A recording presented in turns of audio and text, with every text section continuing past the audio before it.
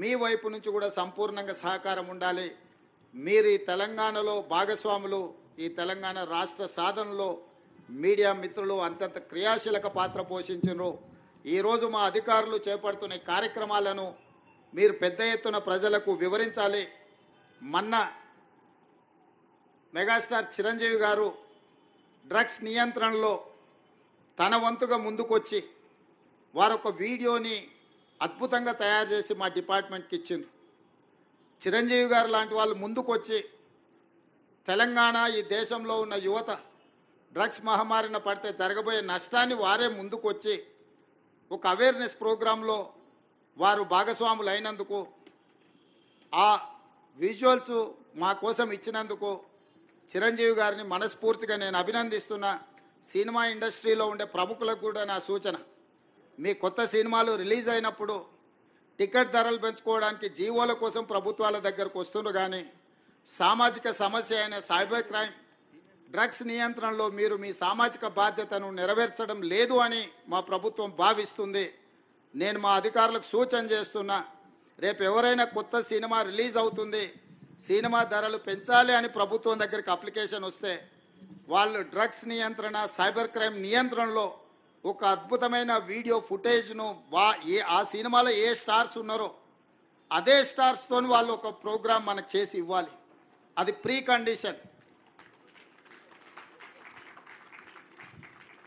నేను స్పష్టంగా మా అధికారులకు ఆదేశిస్తున్నాను, ఎంత పెద్దవాళ్ళు ఎవరు వచ్చి మనల్ని రిక్వెస్ట్ చేసినా వాళ్ళు సైబర్ క్రైమ్కు సంబంధించి, డ్రగ్స్ నియంత్రణకు సంబంధించి ఆ సినిమాలో నటించిన తారాగణం, ఆ సినిమా ప్రొడ్యూసర్స్ 1.5-2 minutes నిడివిగల ఈ సమాజాన్ని పట్టి పీడిస్తున్న వీటికి వ్యతిరేకంగా వాళ్ళు మనకు వీడియో విజువల్స్ తీసుకొచ్చి ఇస్తేనే వాళ్ళకి ఏమైనా వెసులుబాటు సౌలభ్యాలు ఇవ్వాలి.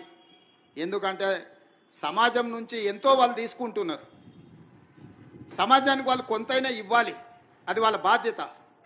అట్లా కాకుండా మేము 100 కోట్లు పెట్టుబడి పెట్టినాం మా సినిమాకు, మేము టికెట్లు పెంచుకొని మేము సంపాదించుకుంటామన్న ఆలోచన ఏదైతుందో మంచిదే, మీ వ్యాపారం మంచిదే, కానీ సామాజిక బాధ్యత. డ్రగ్స్ నియంత్రించకపోతే, ఈ సైబర్ క్రైమ్లో నియంత్రించకపోతే ఈ సమాజమే నిర్వీర్యం అవుతుంది. ఈ సమాజాన్ని కాపాడాల్సిన బాధ్యత, ఈ సమాజానికి సహకరించాల్సిన బాధ్యత సినీ పరిశ్రమ మీద ఉన్నది.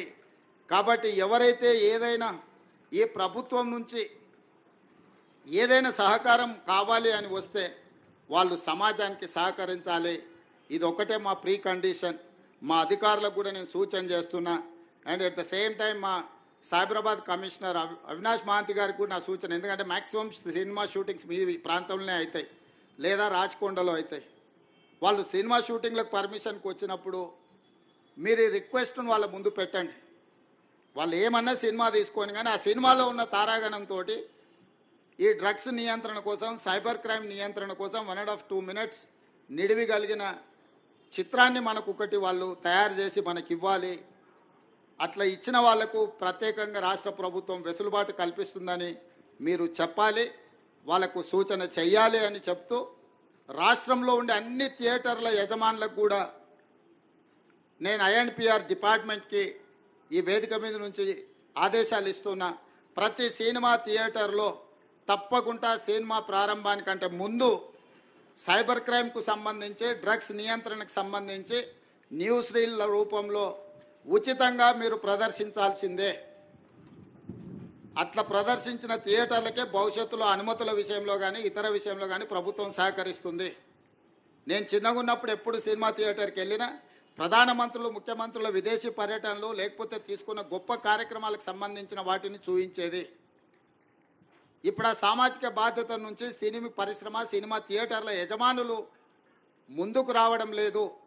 వాళ్ళందరితో కూడా మీరు ఒక సమావేశాన్ని ఏర్పాటు చేసి INPR department, police department, fire safety department మీరు అందరు కలిసి థియేటర్ల యజమానులను, సినీ పరిశ్రమకు సంబంధించిన ప్రముఖులను పిలిపించి ఒక ప్రోగ్రాం ఏర్పాటు చేసి వాళ్ళతో చర్చించి మన ప్రభుత్వం యొక్క ప్రతిపాదనను వాళ్ళకి వివరించి తర్వాత వాళ్ళతో నాకు ఒక సమావేశాన్ని ఏర్పాటు చేయండి.